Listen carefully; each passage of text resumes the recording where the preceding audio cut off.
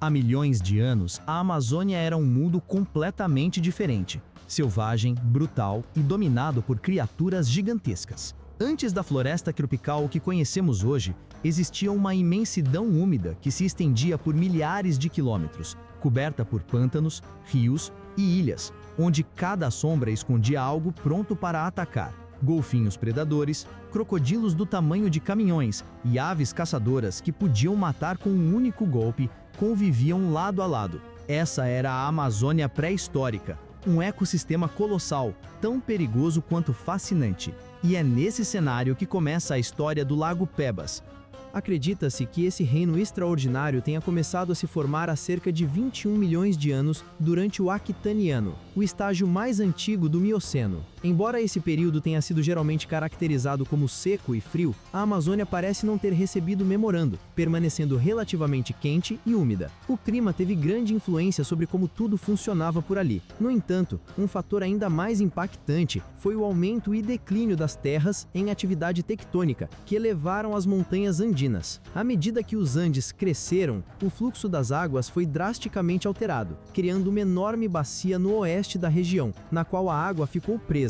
Assim, a área começou a se inundar rapidamente, formando o sistema do Lago Pebas. Quando digo que era um super lago, é importante esclarecer que não sabemos exatamente como a região era. Sabemos que era úmida, com certeza, mas a dúvida é, tratava-se de um lago gigantesco, de vários lagos conectados, de um pântano enorme ou de algo entre esses cenários? É aí que a coisa fica nebulosa. Uma das hipóteses mais aceitas sugere que se tratava de uma mega zona úmida, com ambientes variados. De qualquer forma, havia muita água ali. No auge, o sistema do Lago Pebas era maior do que o Japão atual, e em algumas áreas podia alcançar até 50 metros de profundidade. Isso sem contar que as criaturas que habitavam essas águas não eram exatamente amigáveis. Além disso, o mega pântano de Pebas passou por diferentes fases, algumas mais tranquilas, outras caóticas, e houve um momento que ele atingiu o ápice da sua grandiosidade, durante o Mioceno Médio. Essa fase foi extremamente importante para a história natural da Terra, mas de fato, um evento específico no meio desse período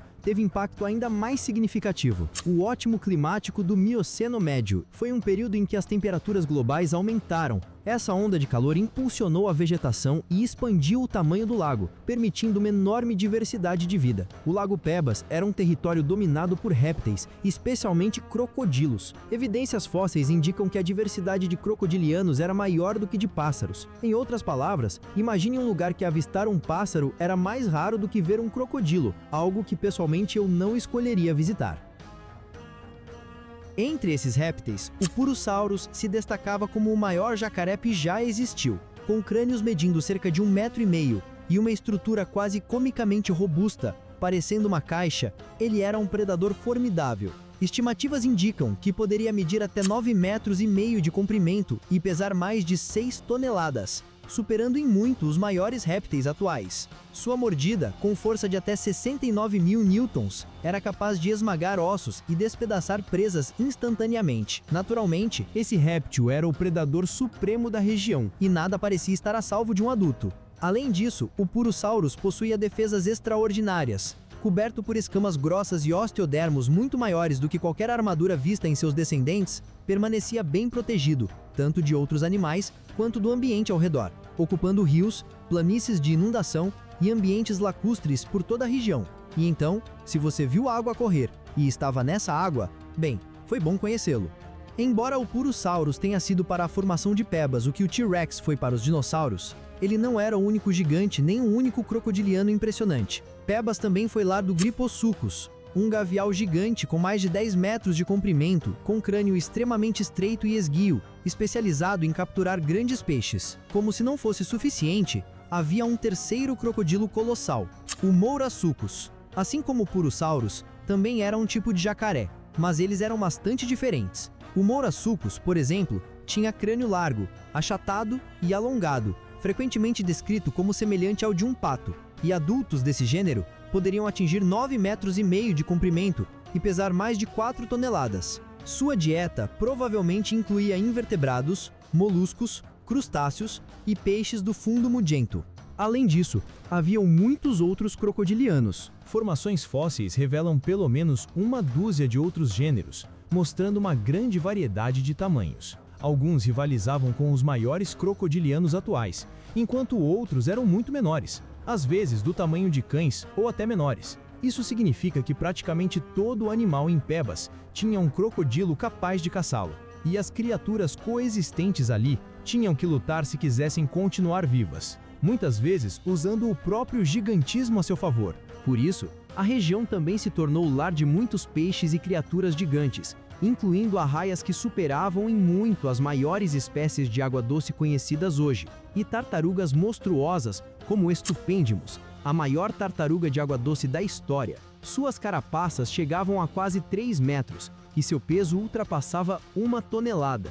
Esse tamanho gigantesco provavelmente foi uma jogada evolutiva de proteção contra os crocodilos enormes, já que fósseis mostram marcas de mordidas e dentes de crocodilo presos às carapaças, mostrando que, muitas vezes, o confronto era inevitável. Apesar de parecer inofensivo, o Estupendimos era um predador formidável. Seu bico curvado permitia cortar e triturar uma dieta variada, incluindo peixes, moluscos, cobras e crocodilos menores. Era uma criatura impressionante, capaz de dominar seu ambiente e desafiar até os predadores mais temidos da época. As águas do Pebas também abrigavam peixes ósseos e tambaquis do tamanho de um humano, provavelmente se alimentando de quase tudo que encontrassem, exceto, talvez, crocodilos gigantes. Ou talvez não, quem sabe? Não se esqueça dos predadores clássicos, os tubarões. Apesar de extremamente raros em Pebas e limitados às regiões mais próximas das margens, provavelmente viviam em águas salobras e sofriam incursões periódicas do mar.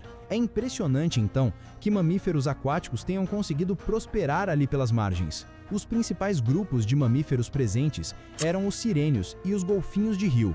Entre eles, o pebanista, o maior golfinho de rio conhecido, era cerca de 30 a 35% maior que o golfinho do rio Amazônico atual.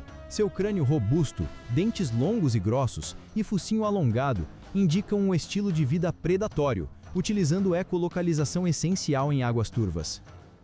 Mas não pense que você estaria seguro em terra firme. O Lago Pebas era um imenso pântano sombrio, um verdadeiro labirinto de água, lama e vegetação densa repleto de plantas aquáticas. Essa vegetação servia de esconderijo perfeito para predadores terrestres de mais de 1 tonelada à espreita, transformando a região em um verdadeiro campo minado ecológico. Definitivamente não é um lugar para relaxar. Entre esses predadores estavam os Cebecidae e as aves do terror. Os Cebecidae eram crocodilomorfos enormes e assustadores, semelhantes a crocodilos, mas com crânios e dentes mais próximos dos grandes terópodes carnívoros. Possuíam membros longos e fortes, capazes de sustentá-los em alta velocidade. Sim, eles corriam, tornando-se caçadores terrestres formidáveis. O mais impressionante deles era o Barynossuchus, que podia alcançar 7,5 metros de comprimento e cerca de 2 toneladas. Estimativas mais ousadas sugerem até 10 metros, o que o faria dele o maior cebecídeo conhecido e um dos maiores predadores terrestres desde os dinossauros. Dominava os pântanos de Pebas com uma combinação letal de força, tamanho e agilidade. As aves do terror, por sua vez, eram aves predadoras incapazes de voar, mas enormes e velozes. Com bicos curvos e afiados e pernas longas e musculosas, eram capazes de derrubar presas de grande porte. Algumas espécies atingiam mais de 2,4 metros de altura, mais altas que a maioria dos humanos, e fósseis mostram que até elas eram caçadas por crocodilianos gigantes, provando que em Pebas nenhum predador era invencível. Além desses titãs, o ecossistema abrigava crocodilianos menores, como a Langstonia, aves predadoras menores e ancestrais de espécies atuais, como as jiboias, por exemplo. A diversidade era impressionante. Em um só ambiente, conviviam golfinhos de rio gigantes, tartarugas colossais, jacarés e os maiores carnívoros terrestres desde os dinossauros. Naquele mundo, cada passo podia ser o último. Mesmo com tantos predadores, a região abrigava uma impressionante megafauna herbívora. Os mamíferos aquáticos eram relativamente modestos, mas roedores gigantes como o Phoberomes substituíam os porquinhos da Índia modernos, alcançando tamanhos comparáveis aos de ursos polares. As preguiças terrestres extintas, muito mais ágeis e ativas que as atuais, eram igualmente diversas, variando de espécies do porte de um cão grande até gigantes como a urumaco, que podia pesar até 4 toneladas. Havia ainda notungulados, com mais de 1 tonelada, animais semelhantes a bisões e rinocerontes sem chifres, além de glitopternos e tamanduás gigantes, todos adaptados a esse ambiente complexo. Primatas primitivos, morcegos e marsupiais também faziam parte dessa fauna, evidenciando a diversidade sem igual do ecossistema de Pebas, tornando o Pebas não apenas um pântano qualquer, mas um ecossistema colossal, onde predadores e presas de todos os tamanhos coexistiam, um lugar onde a vida prosperava e a sobrevivência exigia inteligência, velocidade e sorte. Com o passar do tempo, quase todas essas criaturas desapareceram, deixando apenas fósseis, vestígios de um mundo maior, mais selvagem e perigoso do que qualquer coisa que conhecemos hoje em dia.